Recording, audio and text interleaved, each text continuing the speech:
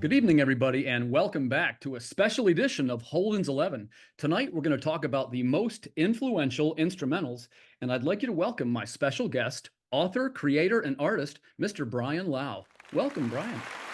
Hey, Timothy. Nice. Thanks for having me, man. Yeah, it's nice to finally get together. We've been talking about this for a while, and the stars finally aligned. Yeah, so we probably it's good to talk because we have quite a bit in common. One of them being Erwin Arosa, which is genius, brilliant. So Yeah, I just love that guy. And I got to tell you, the work that he has done for us over here, you'll see one of them behind me here, the Hunchback. It was really yep. working with him that started to get my work noticed. So I'm very grateful. Thank you, Erwin Arosa. Oh yeah, he's the best, and he fits.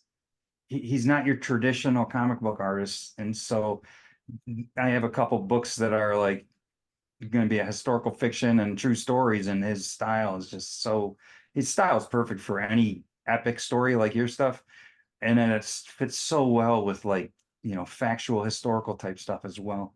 Yeah, his command of lighting and dramatic panels, what he is doing, nobody else is doing it. No, he's at the upper shelf there. I mean, For for sure. sure. So one of the things that came up is you and I are both avid music fans, and we are both influenced by these musical works of art. And I wanted to talk to you today about some of the instrumentals that influenced our work. And when I say instrumentals, this is going to be a broad interpretation tonight. It's not necessarily a greatest hits or anything like that. It's just things that we love and we kind of wanted to talk about. So without further ado, let's launch right in. That's the top 11 influential instrumentals. Our number 11 on the list is by the band Genesis. That's the Brazilian. Man, I love Genesis. What do you think? Well, Genesis, think about all the talent that came out of Genesis. You got Peter Gabriel in the beginning, you got Phil Collins, but I'm old enough to had tape decks, or cassette tapes, tape decks. I Right. mean, tape decks too, but cassette tapes. So I remember I would think it was a gift. I got a gift of Genesis Invisible Touch Great album when I album. was younger. Yes. I mean, Tonight, and Domino, and of course the Brazilian, and what was some of the of course, Invisible Touch, some of their hit stuff, a little more poppy, but my biggest respect for groups is that cover different genres. Mm. And Genesis does that pretty well. So the Brazil, I remember listening to it when you with the headphones and you hear all of the intricate sounds and the mixing going on. And that song definitely throws a lot at you. And it's got some kind of a cultural feel to it too, doesn't it? The Brazilian, right? It's got some like the steel drums, I think, is in it. And so Very much. it just hit me big time as a kid. And Um, when you were writing, can you hear these soundtracks in your head? well, I'll listen to music when I'm writing my books. I'll just listen to music, so I don't necessarily picture them. I might be listening to them though. Yeah, So yeah. you and I, something that is like ties into our comic creating is that you're a musician. I'm not a musician. I tinker, but we both have original music for our books. Right, So right.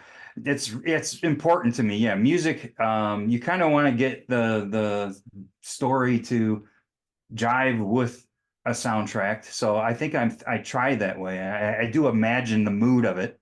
Yeah. So what I about think you? it really, yeah, it definitely sets the tone. And I find music really inspirational and even emotional in many cases. And it's something, music's an integral part of my existence. Mm-hmm. I can't imagine a day without music. It would be legitimately difficult for me. Yeah, you said you're a serious you write musics, Yeah. even if not more serious than your books, but you're just really into it. So that's impressive. Maybe we'll collaborate on this or something. Man, I would love to. That would be an honor. All I'd be right. thrilled to do that. You had some great picks on this list, and I was going to quick point out some of the songs I hadn't heard. So thanks for turning me on to them.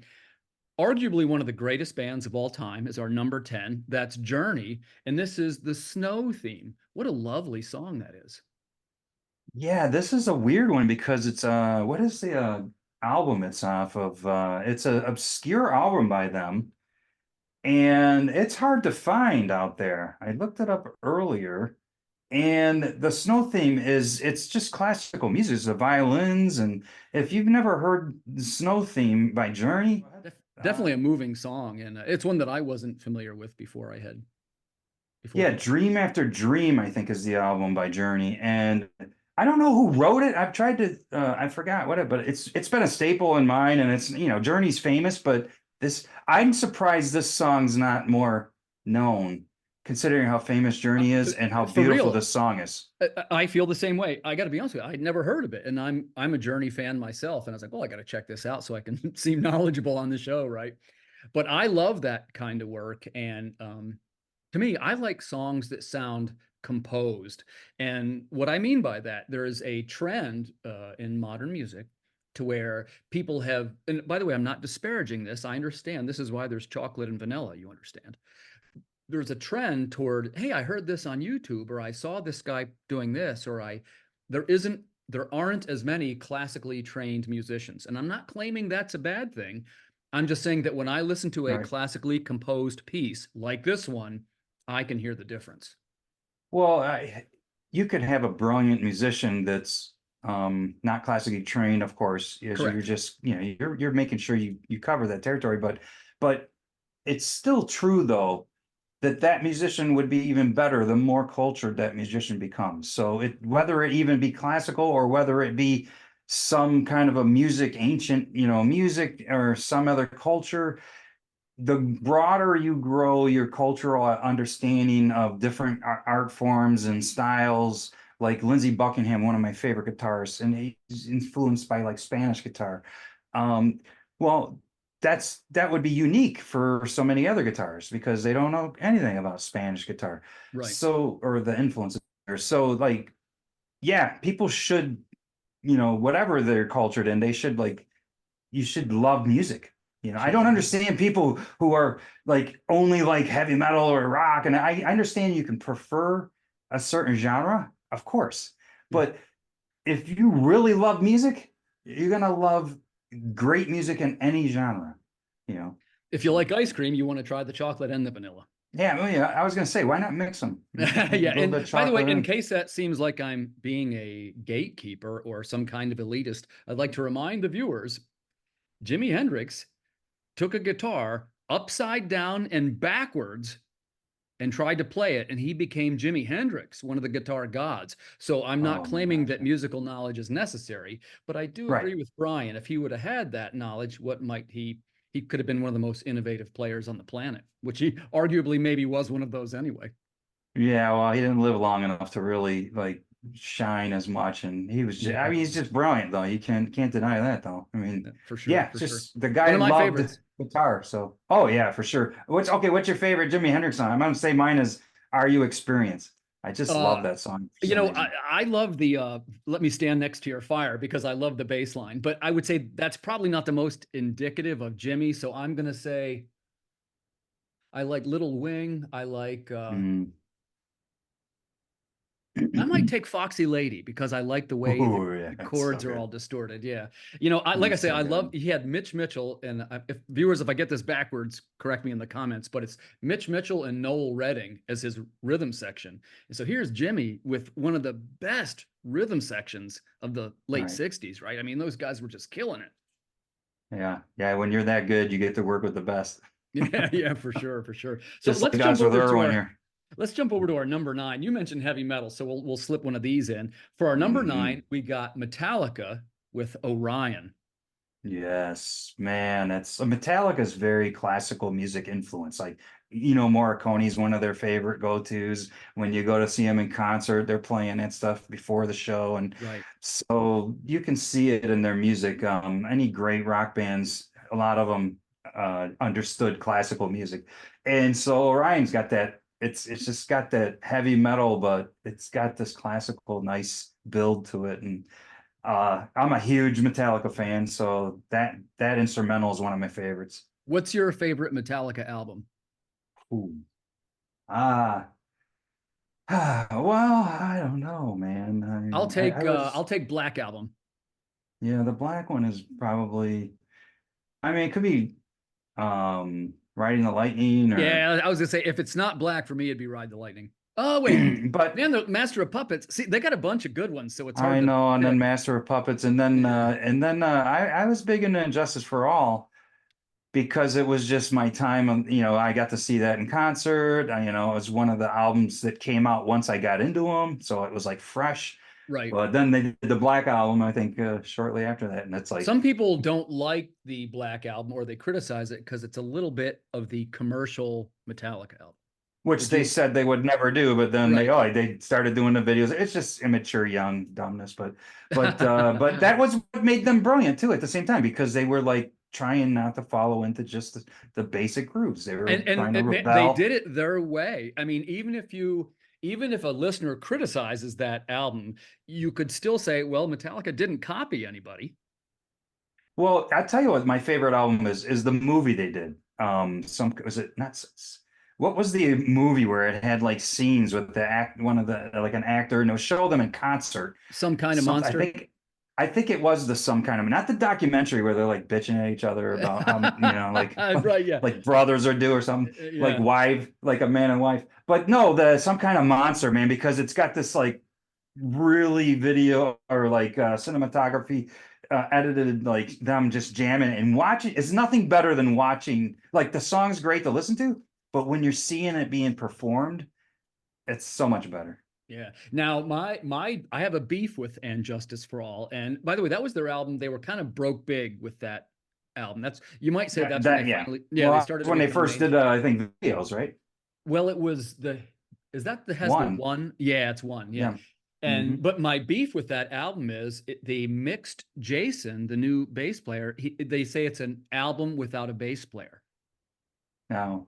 And it's been remixed Oh, now. You can get it's called "And Justice for Jason," and what it is they went back and they really? turned the bass. Oh, Yeah, I didn't know that. I it's never pretty knew good. that. I think that well, I do have a little bit of a bias against Metallica because of that, because I do think that the Sure. grief of losing Cliff Burton made them not treat Jason Newsted the best, and he was What, Megadeth? essentially Is that Cliff?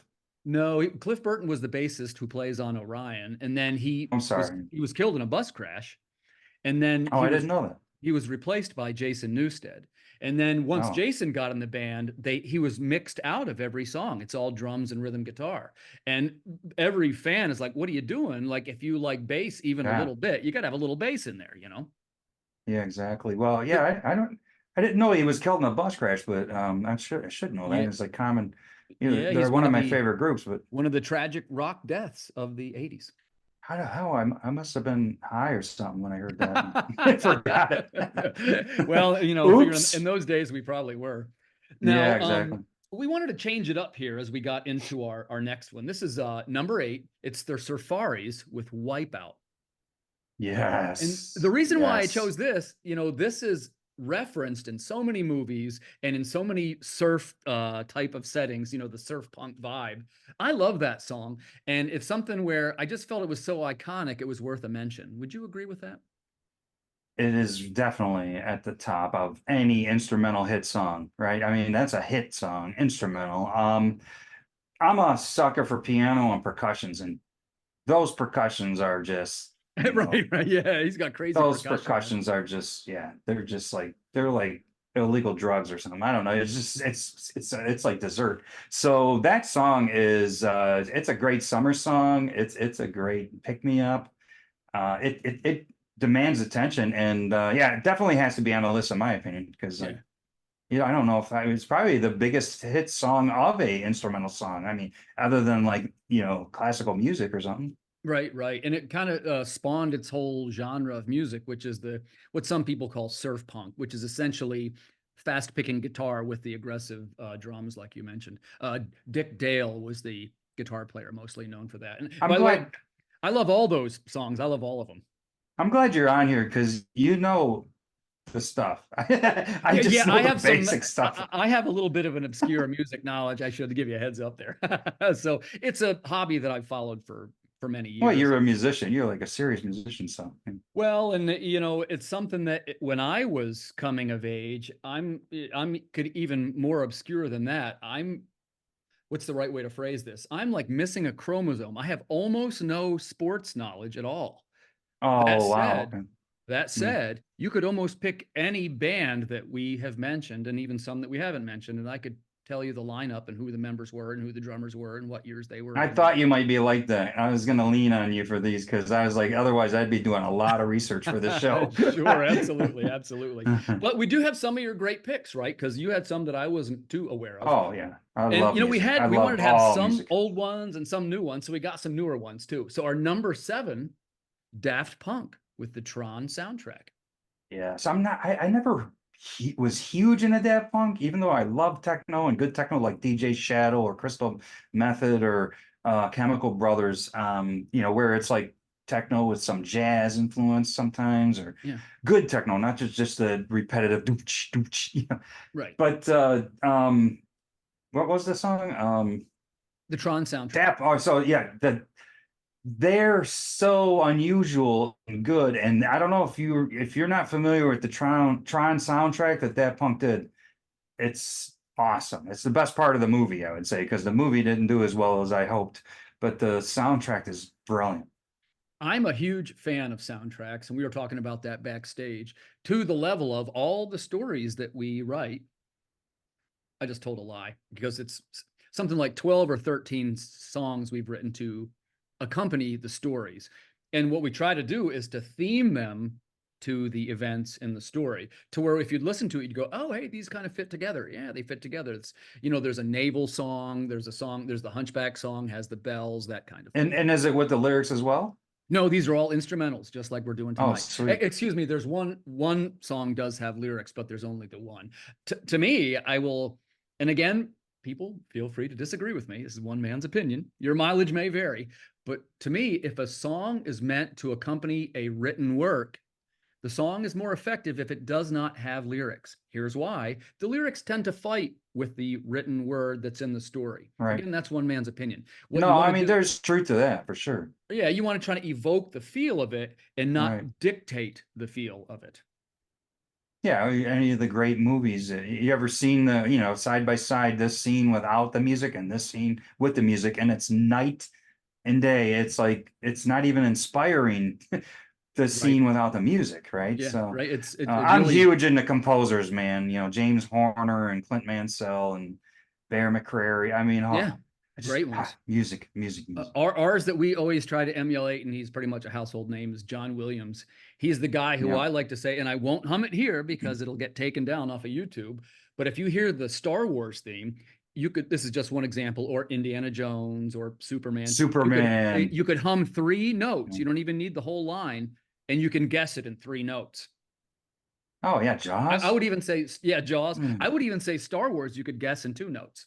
That's funny. There was a local sports show, and they were talking about greatest musicians of the 20th century, and I'm just like called in, and I'm just all like gung ho about everyone's pulling out like Bob Dylan and stuff like you would expect, Beatles, and I'm like, I call in, and I finally get on, and I go John Williams, and it's like dead silent. Yeah, These two I would sports have had you. guys. Yeah, I would have had you, man. You would have, yeah, but these two sports guys, John Williams, huh? And I go, dude, haven't you guys heard Jaws or E.T. or Star Wars? And oh, we thought you were talking about some folk singer or something. Well, I did not expect that reaction. Come on, like who doesn't know John Williams? Who doesn't know John Williams? Composers, I will tell you that the link between composers, classical music, and heavy metal is a very close link. And let me take a second and explain what I mean by this. Exactly. In prior years, and here's why, modern heavy metal has sort of taken a detour, because what people have done, they go, oh, it's fast and loud and people that are screaming. It's like, wait, no, the early heavy metal stuff, those guys were classical players, and you've got some serious scales going on. And there even used to be a thing which they would call like a guitar hero, which was where somebody was so good at the scales, and he would name all the scales and know all the modes, and to have that knowledge made them more powerful. But over the years, that became bastardized. And so, well, you just do it fast and distorted. No, it was that before it said it was very classical and he was doing it fast. It wasn't just that it was fast. But I've since given up on that argument because, of course, again, that makes you sound like a gatekeeper, right? Or backwards, like Smoke on the Water, I think was just like he took, I think some classical music, we just played it backwards for the Yeah, main and thing. boy, Richie Blackmore, a great example, a classical player. He could sit right down and play any of the classical pieces on the acoustic. Exactly. These guys, like classical music formed so much of music, obviously, one of the Yeah. foundations. And if you're not if you don't understand the significance of Mozart or Beethoven or, Tchaikovsky, then I would say, how much do you really love music? Mm. Because, if you really love music, then that's something that you really kind of want to learn about and enjoy a Requiem or, I mean, come on, man, Moonlight Sonata, who knows what. Oh, sure, sure. I have a great story. I got a brother who's a classical guitarist, and he is one of these guys who just lives, eats, and breathes classical music. And we were Right. preparing a song for my father's funeral. And Mm. my brother said, "Oh, my father always liked," or I started by saying, "My dad had this song he really liked. We want to play it at the funeral." And I asked my brother, "Can you remember what song it was?" And he's like, "Man, I don't remember this song. Can you hum a couple bars of it, and maybe I'll be able to remember it?" And I said, "Yeah." It goes, dun, dun, dun, dun. And he goes, "Oh, that's Romanza and Tremolo by an unnamed 17th century composer." And I was like, He's I said, "You can he's get like that from my," he's like a walking Shazam app. well, yeah, but here's the best part. I said, "You can tell that by my humming?" And he says, "No, your humming's terrible. I can tell by the intensity of your expression." Really? Yep. What is he, like Rain Man of He's what music? some people might call a savant. A savant, really? Oh. And Yeah. that's your older brother? Younger. But like, who Oh, can you're tell a younger? song by the intensity of someone's expression? And this, I know that sounds fake, but we went and of course Googled it, and he was right. That's yeah, It's and he's your bizarre, brother. right? It impressed you that much, and you're his brother. So, Yeah, yeah. like, imagine what I feel like. I know how fake that probably will sound to viewers, so believe it if you wish, but it did happen to me. Let's move on here to number 6. Here's a guy who's occasionally controversial, very modern, Trent Reznor with the Social Network soundtrack. Would you say he's Yes. an influence on your work?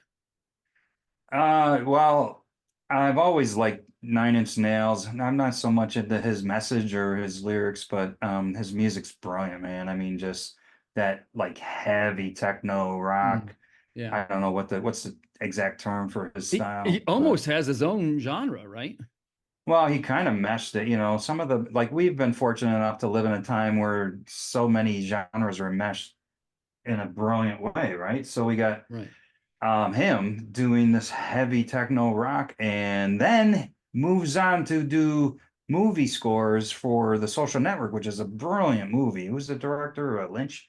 I think Yeah, David Lynch I think it directed it. was. And I mean, it's one of my favorite soundtracks. So I've listened to that one many a time. And Trent, I forget who, it wasn't just him. And I watched the making of it where, some of the best things is for any buddy who appreciates art is not just to appreciate the art, but then to watch something like on the making of it or a documentary about it. So I watched Trent and whoever his sidekick was explain how they wrote that score, or the whole scores for that movie. But yes, one of my go-tos.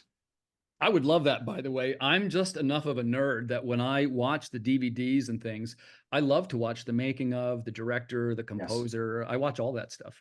Yeah, I want to know how and what and why they came up with it the way they did. Like, Yeah. did you watch like, Get Back, the Beatles Oh, yeah. documentary Yeah, sure recently? did. Yeah. Yeah, That's sure the did. Yeah. Peter Jackson one. Yes, Yeah, yeah, yes. yeah. Yeah. And Yep. boy, wasn't that illuminating. I love those behind the scenes type things. Oh, it was amazing. Yeah, and we're older, so I mean, the Beatles is such a staple to our childhood. Yeah. But Yeah. then it's been a while. What's the best is sometimes you get burnt out on things because the Beatles are just so popular our whole life, but then you get away. Like Zeppelin used to be my favorite for years, and I got sick of them, and then I fell back in love with them because it's like that's because they're just so darn good. But same Sure. thing with the Beatles. So having this documentary, in this time and age, really made you appreciate and remember the significance of what they were and how they did what they did. Well, and you kind of phrased it the best way. Not only is, and again, this is my opinion, but not only is how they did it interesting, but why. I always ask people, why did you do it this way? Because I'm a creator myself, and sometimes the Exactly. Yeah. most important element is the why. Yes. Yeah. Like It's the behind the scenes. I mean, we live in a day where we get that too, because that's part of the, it's part of the package where they show the making of it. So, Yeah. man, I remember as a kid seeing Star Wars, the making of Star Wars with the models and all that. And I was just remembered my mind being blown Yeah. at like, it was like, it didn't take away from the movie, it added to And it it's, as an artist. I As if totally some agree. people would be like, I don't want to know the voice actors in this animation because it takes me out of it. But I want to know it because it's like, to me, it takes me into the creative lane and how Mhm. it came to be. So, Yeah, I totally agree with you, Brian. That is an element that's fascinating to me. And speaking of why they did it, this next one's going to be great. Let's see what number we're on here. This is going to be number 5, Frank Zappa with Peaches and Regalia. One of the classic instrumentalists, he's conducted orchestras, he's created these jazz pieces, but over the years, he's become known as sort of this eccentric lyricist. But we have right. sort of forgotten just how talented of a musician he and the Mothers of Invention were. And of course, his other bands as well. What's your thoughts on Zappa? Oh, Zappa.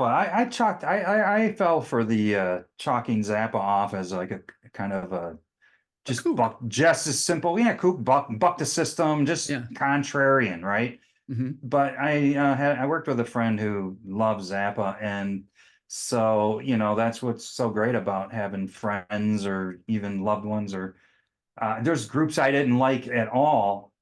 And I remember my one friend loved the Beach Boys, and I didn't like the Beach Boys growing up because my mom didn't, and I just had that preconceived ideas. But Yeah.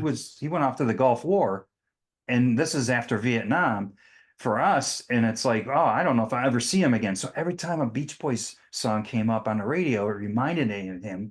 And all of a sudden, my gears changed, and I started to listen to them with like a connection, right? An emotional connection. And Zappa's the same way, where I just chalked him off, but then you start connecting his actual music to like a real emotional connection to someone you respect that likes him.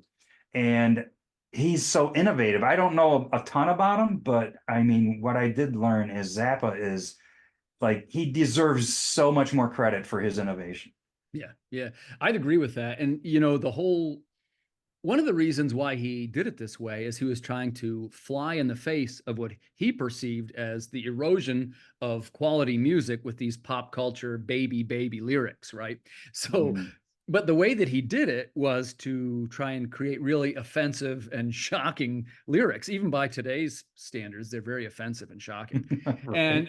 And so I guess I can respect that he did that. I don't think I would have done it that way. But to go back in this It's case, we're talking different. about, yeah, it's different. He didn't sound like anybody else. But today, of course, we're talking about the instrumental work. These are pieces that don't have any lyrics in them at all. This piece is from the Hot Rats album. But he played with, all of the great musicians of the late 60s and early 70s. And I'm going to put the links in the description for anybody that might like to listen to some of these. Hot Rats. That's a great name. It is, right. And again, he would make these ridiculous sort of album covers What that does that were, even mean? Like, did you ever hear him explain? Like, I want to know now. We were talking about why, how, why, what is Hot Rats from? What does that mean? there was 2 album covers. The one is a faucet, and it's supposed to be all like hot and cold. One says hot, and one says rats. Which I took. You turn one hot water, you turn the other, rats come out, I guess. But his other great album titles. He's got Weasels Ripped My Flesh. Okay, Right? I can relate.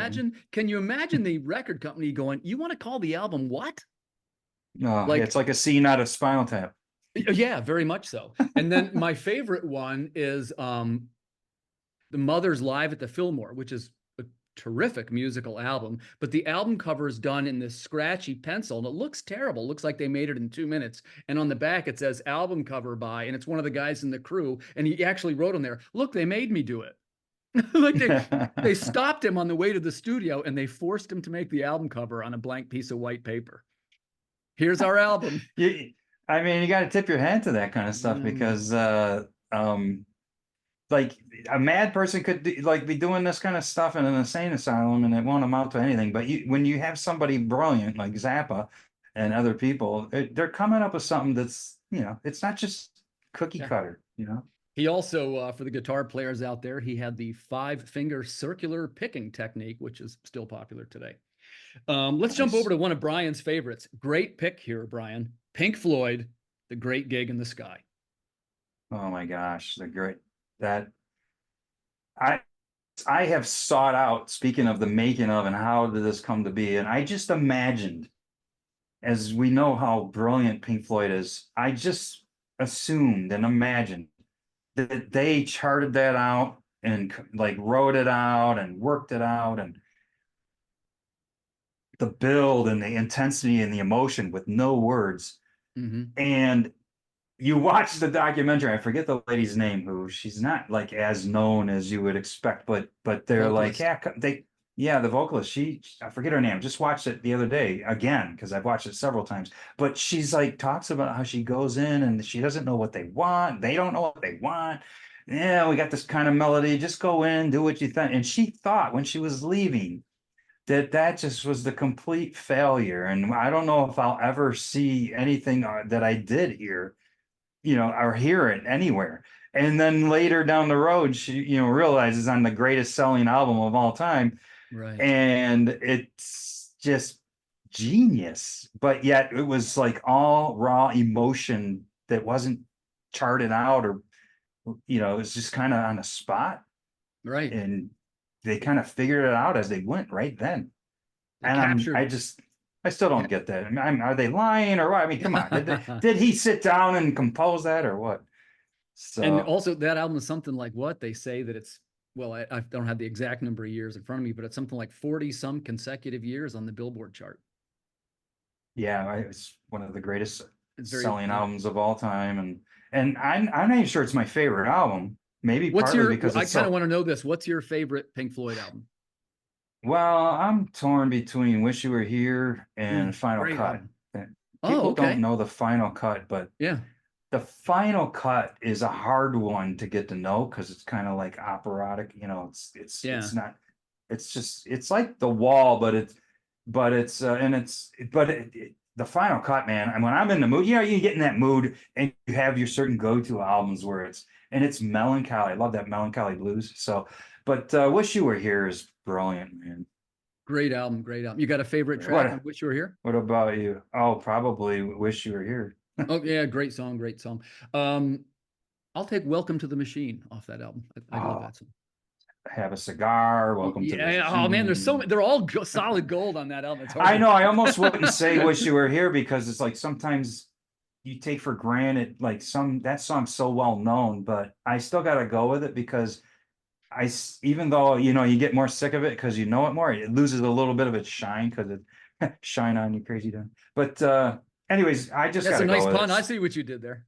Yeah, but you get used to something you hear too much of. It doesn't feel as fresh. But yeah, "Wish You Were Here." But yeah, "Welcome to the Machine," man. Yeah. Yeah. Whew. Good stuff. Good stuff. And I I'm also, mean, oh, go ahead. I was gonna say, Say, I'm also a fan of their some of their earlier and lesser known stuff. They did a soundtrack for a movie called More, More. You ever hear that one? I'm not familiar with that. It's No. not a very popular one, and I found it. A buddy of mine said, "Hey, if you like Pink Floyd, you might want to check this out. This is really good." Well, It's I'm definitely checking that out. yeah, it's the song of that album that is really a killer is "Green is the Color," and when you hear it, you're gonna be like, "Wow, I can't believe this wasn't a big smash." But of course, it wasn't until it was really it was Dark Side of the Moon that put Pink Floyd on the map. More. I tell you what, Roger Waters' "Pros and Cons of Hitchhiking" is That's a good one too.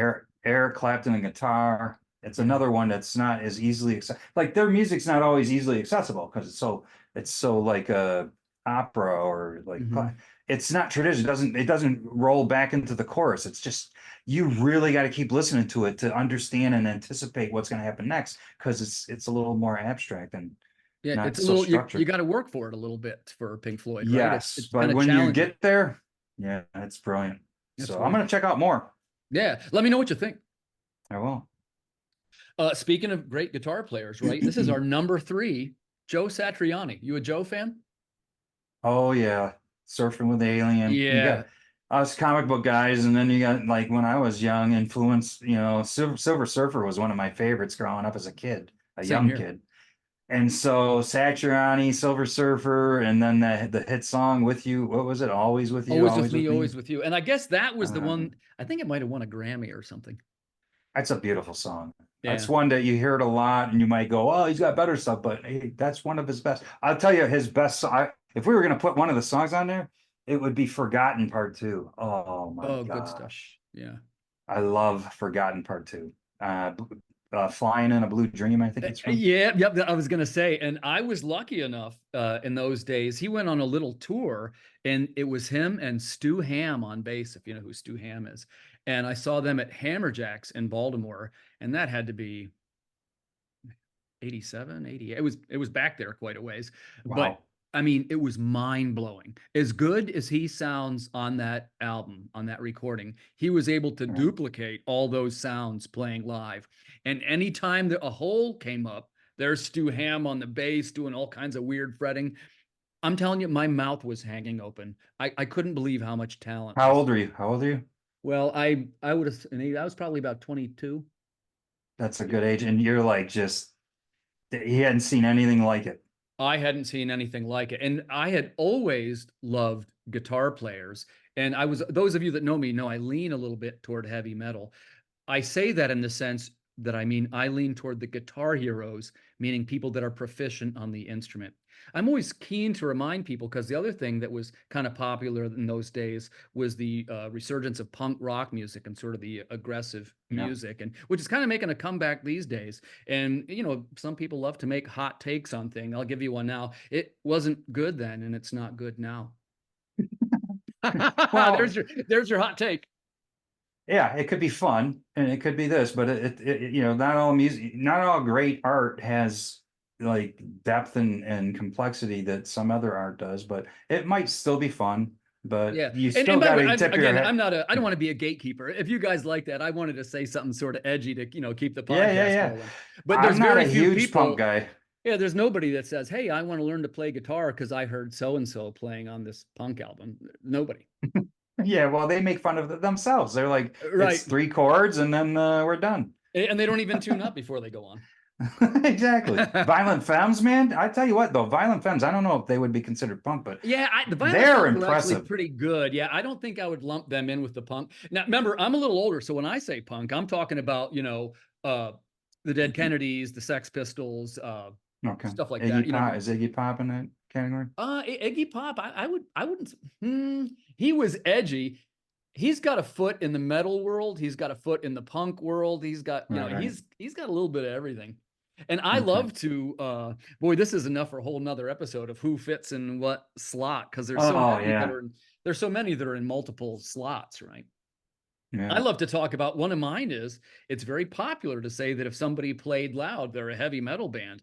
But there's certain criteria that makes you a heavy metal band, and you've got to hit all the criteria, right? You got to have doom riffs, you got to have occult lyrics. It helps if you've got a weird, scary mascot. But like things like Led Zeppelin, are they heavy metal? Oh man, and then you start getting genre mixes where you get rap with heavy metal and Right, or jazz with techno, and it's like, oh, right. so there's really no borders.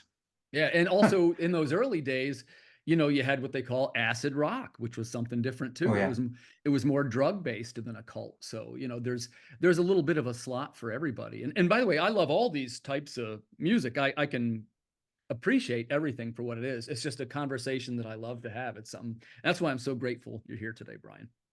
Oh man, yeah, music. Oh, So speaking of great guitar players, right? We love Joe Satriani, and we're starting to edge into the guitar heroes.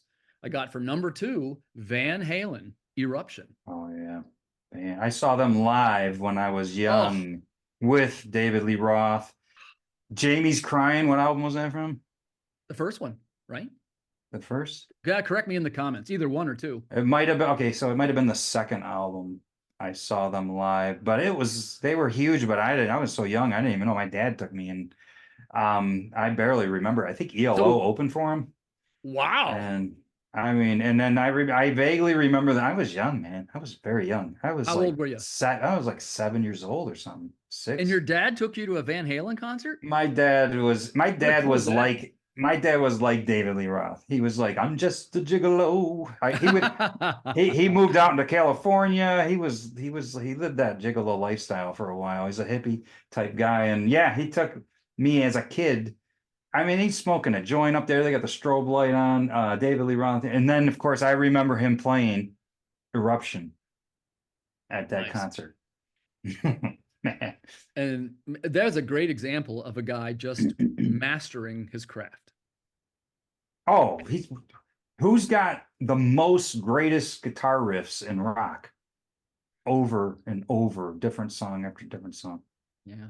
And his I own mean, tone too. I mean, when he plays, you can almost always say, "Oh, it sounds like Eddie Van Halen," you know? yeah, I mean, you would know better than me. I just appreciate it from afar, and but I've watched people explain him and try to they'll explain like I thought he was doing it this way, but no, of course not. He's doing it like some impossible way. Right, right. Yeah. You know, So I read a great interview once, and it talks about how famous guitar players influence each other without even knowing it. And the example they gave was two good players. point. It was a studio, and Jethro Tull was in the studio, Ooh, so and good. they were recording an album called Aqualung, if you're familiar with Aqualung. And Aqualung has a very noticeably cool guitar solo in it that kind of has this little trilling part. And they asked the guy in the interview, and I'm sorry, I forget the guitar player for Jethro Tull right now, but they asked him, "Hey, what made you come up with that?" And he said, "Well, to be honest with you, we were sharing a studio space, and I saw Jimmy Page walk into the studio. And when I saw him behind the glass, I wanted to show off a little bit. And that solo became Aqualung." He just like was inspired to show Yeah, off. like, yeah, and And he it was doing was like a one-handed thing. And I'm going to show off in that's front of Jimmy Page. And, here it is, 50 years later, and you and I are talking about it.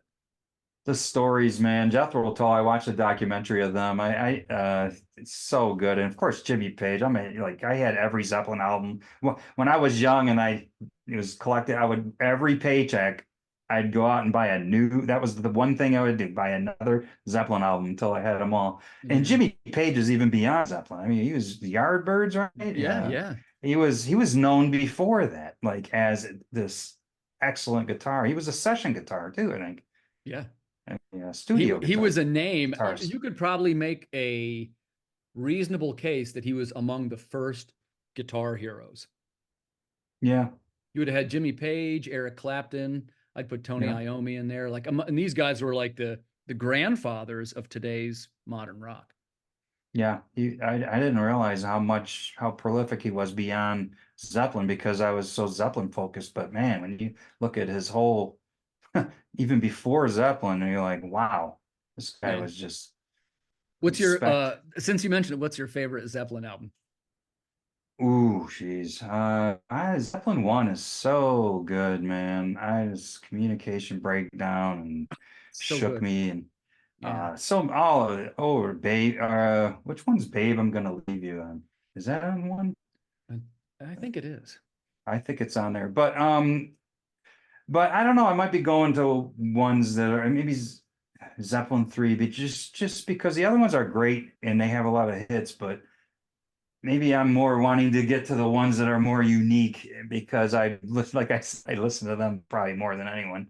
What Yeah. about you? What do you got? What's your favorite? One of my first of all, I love almost all the Zeppelin stuff, and Oh, I love every album. Yeah. yeah, I'm a big fan. And I would say, first off, I love the conversation. Like, to me, Zeppelin wasn't really metal. And I'm not criticizing Zeppelin anyway, but I feel they had so much to offer that was so much more than metal.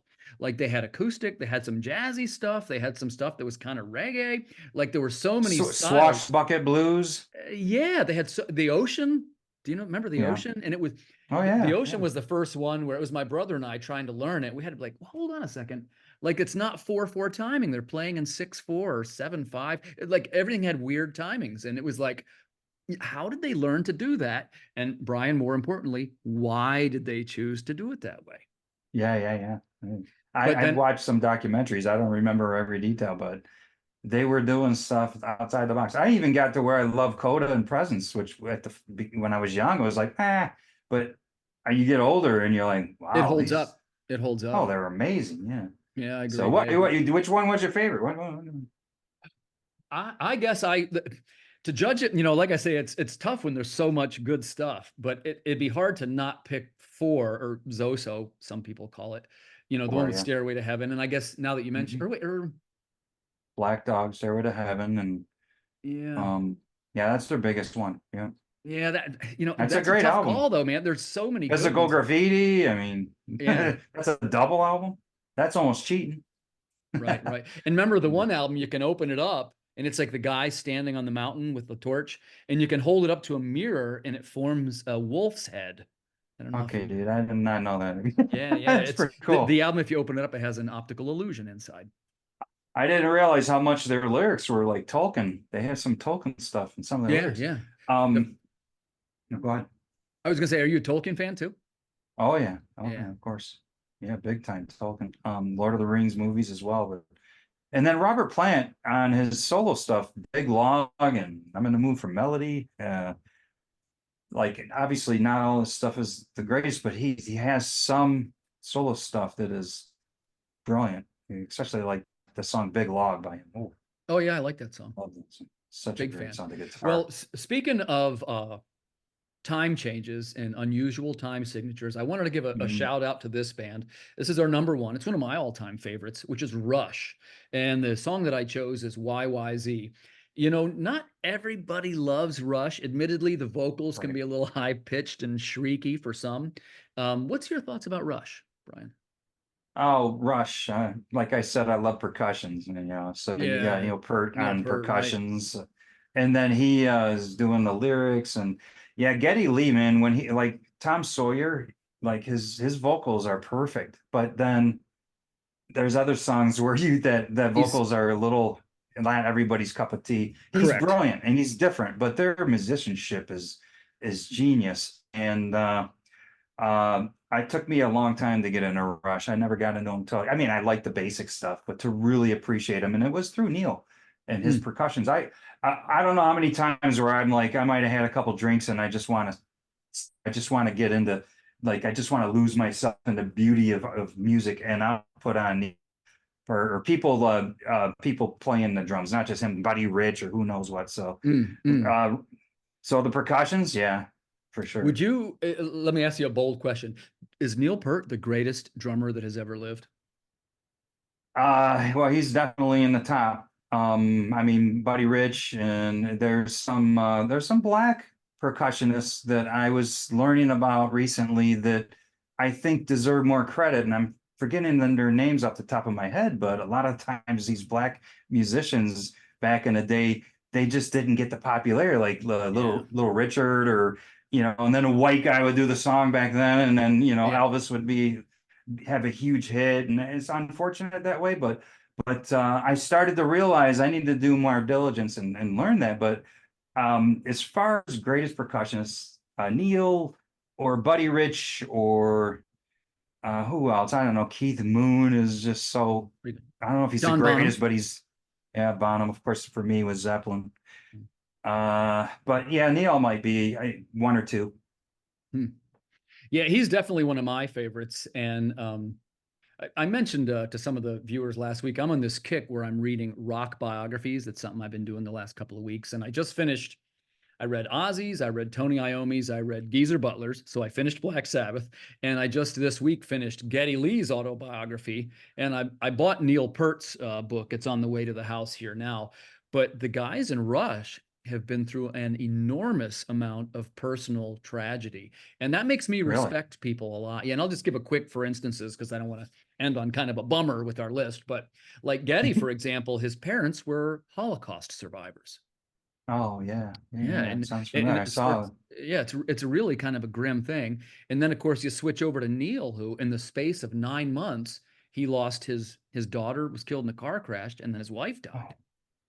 So in not even a 9 months. year. And yeah, and of course here's a guy on top of the world, right, doing what he loves, making millions of dollars, and man, Yeah, phrased simply, he lost everything in less than a year. yeah. And a lot of times they tap. Someone brilliant will tap into that and be able to create from it. Yeah, And you can feel the emotion through their pain. So yeah, I'd agree with I don't that. I'd know. agree with that. Yeah, So but Rush is it's good to have Rush out there at the top. Just on their musicianship alone is yeah, and by the way, I get it that not everybody's going to love our selections too much, but that's the idea, viewers. If you want to go into the descriptions, I'll put the links to those, and you can hear some of the songs that we were talking about tonight and that have been influential to our work. And yeah. There's so many things like we've missed, and there's so many things that you mentioned. You're never going to get a perfect list. right, right. And as always in the comments, if anybody wants to mention a couple of theirs, we're all ears. You know, like I was saying earlier, this isn't necessarily a list of the best ones or the anything like that, just ones that Brian and I have enjoyed and we wanted to chat about on the air. So Right. I wanted to circle back around because some of these have influenced your work, Brian, and I've been following your work, and I think you're doing a terrific job over there. And I'd like to hear a little bit more about, first of all, why you want to include musical soundtracks with your work. I guess your primary thing is you'd consider yourself a writer. Is that fair to say? Well, I started out as an artist, Okay. graphic commercial art, Okay. and I just I had this character Azarus that turned into the story. So I kind of worked my way into writing. I never would have thought I'd be writing. And of course, I'm writing graphic novels, so it's a little less like I would not write a novel. I mean, I'm awful at English. I can't spell for crap. My grammar's awful. I doubt I'm going to be this kind of writer that, the greatest writers who are just so the wordsmiths. But I can tell a story. I'm an artist, I'm visual, and I understand emotion and drama, tragedy, and all that. So I started with the art and just had turned into stories that I wanted to tell. I'm a storyteller. I like to talk. I like to tell and express philosophy and theology and history and stuff. So that's where I started with the sci-fi, which is very great tool to get into some philosophical concepts. I love science and history and the history of medicine, the history of science. So it's all tied together. I've kind of I had some co-writers in the beginning because I was a little like or I was intimidated to just write. I didn't know if I was going to be able to do it, but eventually I just started to, I'm going to just write this on my own. So, Hmm. Fascinating. And when did you first get the idea that, hey, I want to release music with my graphic novels? oh, as far as the music goes, well, okay, so I've always tinkered with music. Now, hold on. I've never, Can you explain a little bit more? When you say I tinker with it, can you tell the viewers what you mean by that? so yeah, it's a good point. What I mean by that is that I had some piano lessons when I was younger, and I've always composed melodies to the degree I can, not being, that proficient as a piano player. But I've composed melodies and that, and I always, before I even was doing comics, dreamed of giving those melodies over to real musicians to produce into real music. So when I did the comics, I just did it because I was just like, I would like to have music. I would like someone to translate this into, someone who really is a musician like yourself, and to take that melody and do an interpretation on it. So a couple of the songs I have for my Staunch Ambition, Take Another Chance, and the theme song by Elements of Cadence and Jason Conley, Michigan owned. What state are you in?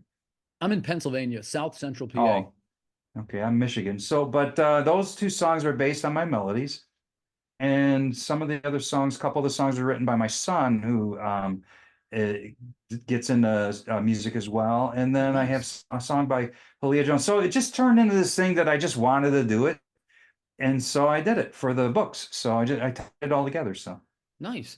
That's really cool. And by the way, I particularly like that you have your son involved. Can I ask how old he is? he's 23 now, is it? They keep getting older. I got five kids. Yeah. So I remember how old, he's like he's 23. Wait, no.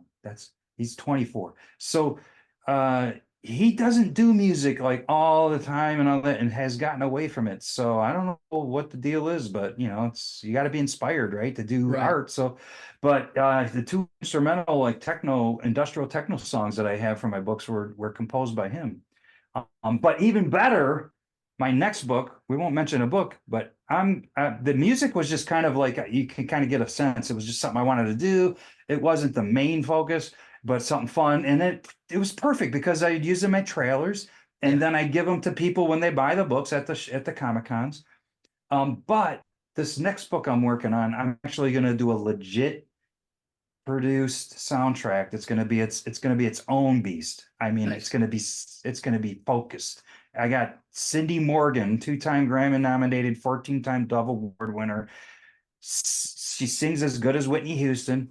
She writes as good as like Van Morrison, and I know I'm setting the bar high, but she's Yeah. just that good. She's known for pop, but she does stuff as great as like Fleetwood Mac type.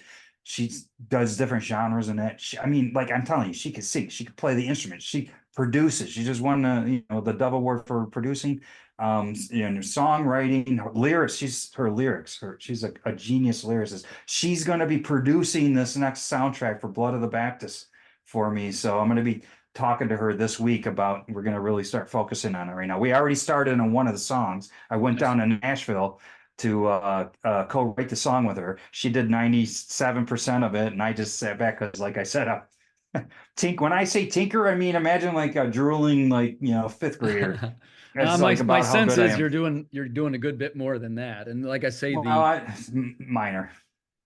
well, the catalyst is critically important, and really the hardest step for music, and again, this is my opinion, is that first spark of inspiration, right? And you never really know when it's going to come. I do know that if you sit down and say, I'm going to write a song right now, it doesn't seem to come.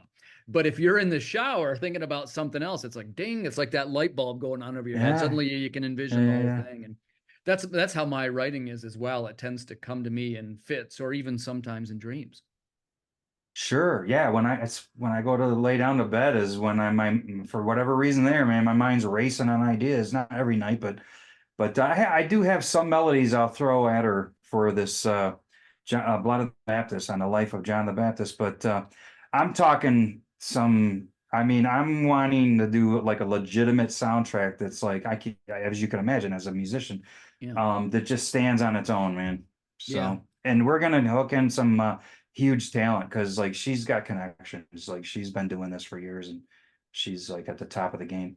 It sounds terrific, Brian. I will definitely follow that project. And when it rolls around, please count on me if you need any kind of support or any kind of Yeah. anything, video, whatever you need. I would love to help out. Hey, and if you Oh need a yeah. bassist, you give me a shout. You're playing bass on it. Nice. I hope so, Mm. man. I hope so. We'll And see. We'll that's see. something that I love to collaborate on others people's music, and I've had some minor successes with not as any of the bigger name musicians like you've mentioned, but a couple of the people that we've worked here with locally, with making the theme for the podcast and the themes for the Kickstarters. It's good One of the stuff, things, man. yeah, I'm really fired up about trying to create my own soundtracks. And one of the reasons why, as I mentioned to you, and you guys will probably notice we're talking about these songs and the links are in the comments, but one of the difficult situations of the time that we live in is even if we hum a couple bars of this or play a couple seconds of it, these videos get pulled down. So I have to be very careful not to show Yeah, any that's to kind hear of any a music. bummer, man. It But is, but if the other anybody thing is wanted to hear it, you could always pay for the use of the music, but I don't want to do that. well, we're not there yet.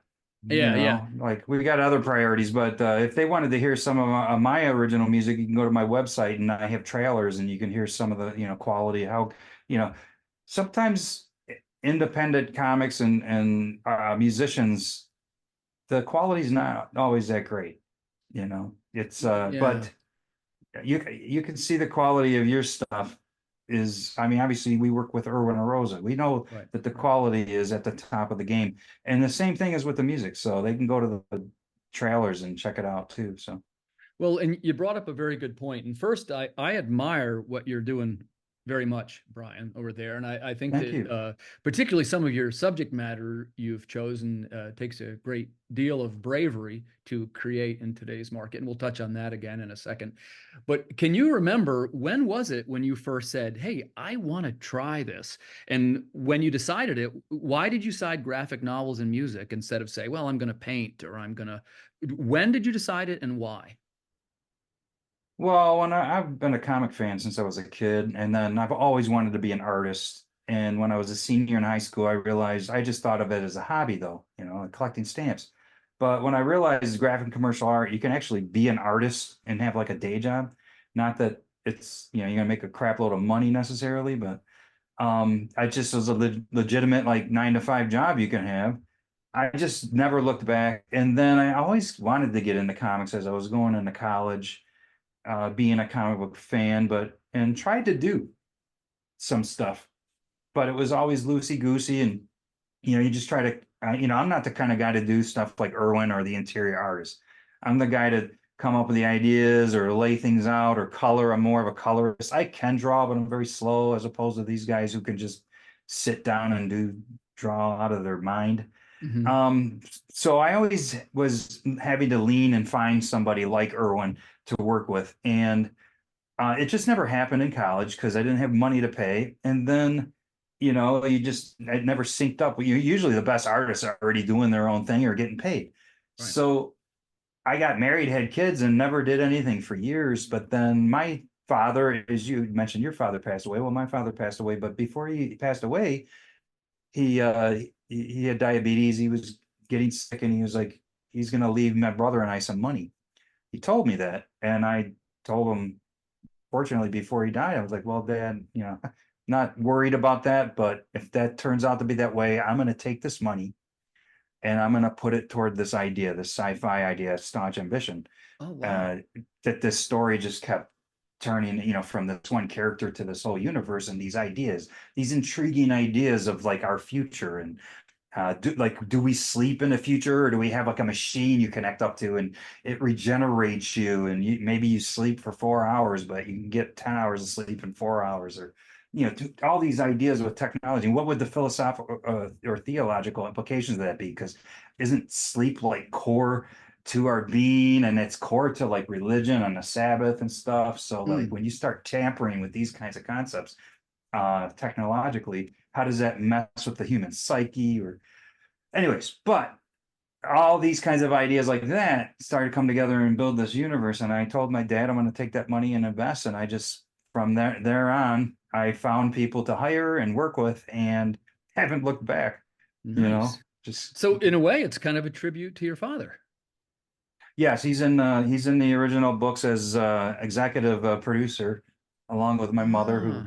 is still with me, but it's she supported me as well. But mostly it was my dad. Was surprised that it was like, oh, you're gonna leave you some money, and I'm like, wow, I didn't even know you had money. you know, it's like I didn't know. I never would have expected, but I just like, I'm gonna invest it, and he was like, yeah, he was really happy to hear that. And so I'm sure, he's hopefully smiling down from above. That is a really cool story. Thanks for sharing that, Brian. Yeah, yeah. Well, that's What was what his name? happened. What was his name? Dennis Paul Lau, which is my brother's name, Dennis Jr., Denny, he goes by. But Dennis Paul Lau, yeah. He he was the catalyst that, and I didn't want to kick myself, 10, 20 years later and say I wish I had tried to do this idea. So I did it. Yeah. I'm glad I have. I'm glad you have too. And I'm really appreciative that you shared that with us. That's a very inspiring kind of story. I'm sure he'd be thrilled to hear that this is what you chose. Yeah, he was excited about because I mean he really appreciated my knack for illustration and whatnot, because I've always been doing illustration for years. And then that turned into me doing my next two books. I don't know what direction you want to go into, but um, Please, yeah, I'd like to hear more about what you're doing and to tell our viewers. so in the middle of doing a sci-fi supernatural, my grandfather was a Detroit firefighter for 26 years. I lived with a Detroit firefighter, so, and a firefighter buying my sci-fi book pointed out nobody does graphic novels about firefighters. You see some things out there about firefighters, but not much, and really no graphic novels. And I did some research, found like a couple things, and I just stopped on my sci-fi book midstream between issues 3 and 4. And I was like, I got to do this. So I just took stories from my grandfather. I did ride-alongs with him. I took from my childhood, firefighter I lived with, and I combined all these stories into a narrative. That turned into me working on the first movie, Florian's Nights, which is a documentary about firefighters. Some of the firefighters in my book are also in this documentary. I connected the film crew up with the same fire department that I was working with. I was working with Mike Nevin, who is the president of the Detroit Firefighters Association. So that book turned, and it was night and day, because like the sci-fi you've seen, it's gorgeous, and I can say that because I don't do all the art. It's gorgeous and it's a cool idea and all that, but when I saw the reaction between the firefighter book and the sci-fi book, not everybody, but some people, there's this connection like you get with Spider-Man or with not with Deadpool, because they are like they have a connection, emotional connection to it. Well, that was, I didn't anticipate that. I just did it because it was a neglected genre Right, right. in our market. But when I saw this connection to this, oh, firefighter, I'm a firefighter, or my father's a firefighter, my brother, or I just love firefighters. And I was like, wow, that was night and day. So I kind of just was surprised at that. And it's been a game changer to be working on this firefighter book. So Yeah, it looks terrific. And man, I love the genre, and I think you're really onto something there. yeah, it's a tough book because I mean it's ultimately about hope, but it deals with some pretty like the one of the most difficult things. My grandfather, old school tough guy, man, tough Catholic, old school firefighter, and my aunt said she's only seen her dad cry twice. One time when his wife was sick, and my grandmother lived to be 97. And the other time was when he went through what we put in this book. It was tough for us. I got Irwin's message to me. You messaged back and forth with Irwin, and he was like, this is a tough page to do. And Yeah, because it's based on a true story too, not just yeah, fiction. yeah. So, but Well, and then I appreciate you giving him a shout out. I think he's particularly good at conveying emotional situations.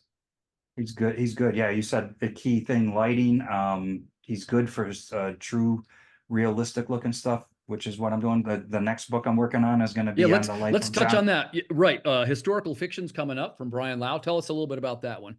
Yeah, this is a book called Blood of the Baptist, and this is going to be a game changer because, like, I kind of set up the idea between the sci-fi and the firefighters. This is going to be something unique. We've heard the Christian story over and over and over, and sometimes it's obviously powerful, one of the greatest stories, the significance of it, the drama of it, the point, things like the prodigal son to me is like one of the greatest, shortest, greatest stories ever because it's packed with emotion and love and all this, the drama you want in like a Shakespearean novel.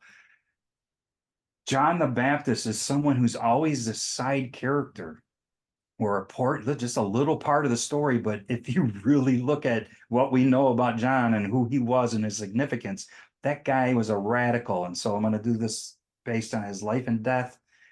Shakespearean drama, man. I mean, this guy's life, he was radical. He was the rock star and he was humble and he was like, it's not all about me. One's coming greater than me. So this is a story, another neglected genre or a neglected aspect of the genre of like any kind of Christian or religious type story.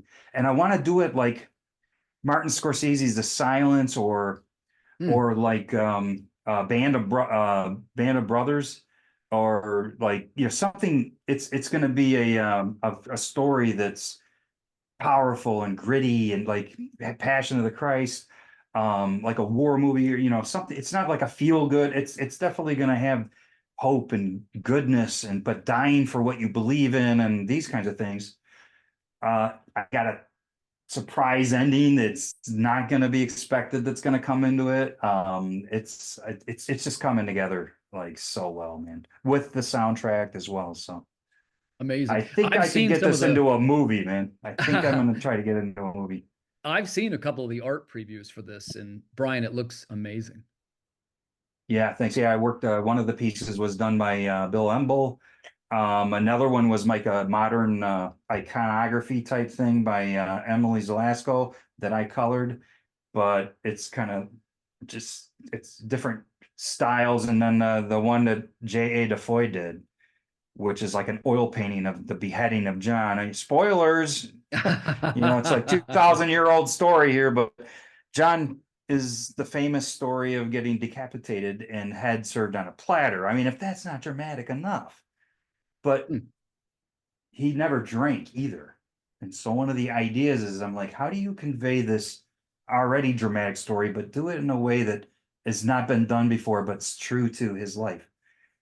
And I'll spoil a little bit of it because the cover that J.A. DeFoy did shows the one guard offers him some drink, strong drink, you know, the what do they call it, from the gods, liquid from the gods or something, or you know, just wine or whatever it is. But and John's like, I don't drink, and the guard gets a little indignant. Oh, yeah, he's drunk. You know, they're partying and they're drunk, and she asks for John's head on a platter. Well, he gets indignant and winds up obviously cutting his head off and starts just pouring the wine over his decapitated body or head. And he's like, "You'll drink now, prophet," Hmm. because it's like I don't know if that happened. That's not specifically written, but we know his head was cut off. We know they were drinking and partying, and we know John didn't drink. So you tie all that together Yeah. into how, Dramatic moment. and then how did they treat Jesus when they killed him? You know, they mocked him. They punched him, covered his head, and punched him. It was like, who punched you now, prophet? So it's not so far fetched to go. Oh, they probably mocked the crap out of John too, especially some of them. So Hmm. This sounds incredible, man. I certainly wish you every um, success with this project. I'm going to be following this very intently. yeah, thank you. I'm excited about it, but I'm you know, pray for me. I'm so intimidated at the same time. You know, it's like I want to make sure I get do it artistically well, but also this is sacred, you know. This is Yeah. sacred material, you know, not obviously not to everyone, but it's definitely sacred and it's historic. So I'm working with Jimmy Aiken on it, who is like he's like a modern day Thomas Aquinas, man. Jimmy Aiken is brilliant. So I got his consulting and guidance on it as well. So You're definitely working with some titans of the industry. I mean, I wish you every success with these upcoming projects. And Brian, I really want to thank you for giving us some of yeah. your time tonight, not just to talk about the instrumentals, which have influenced our work, but also to hear more about your upcoming projects. Before we go, can you just tell us where we could find you, your social medias and so forth, and, good place to look you up? Yeah, it's just basically all my social media and my website is the same. It's Brian with an I, E as in excellent or easy arts. So it's Brian E Arts. It's my website. That's my social media tag, or whatever, or name, username. So Brian with an I, E as in easy arts. And you can go to my website and you can see the movies I worked on or the shows I've been on like yours and different things. And you can hear some of the music and you can buy stuff right from my store or you can go to Amazon. And you can see some of the stuff and a little bit of the blurb on this Blood of the Baptist, which is I'm really stoked for. So All thanks for right. having me, man. Yeah, this was a great interview, brother. In closing, I just want to thanks to the viewers for tuning in. This has been a special episode of Holden's 11 with Brian Lau. Thanks again, everybody, and we will see you next week. Good night, everybody.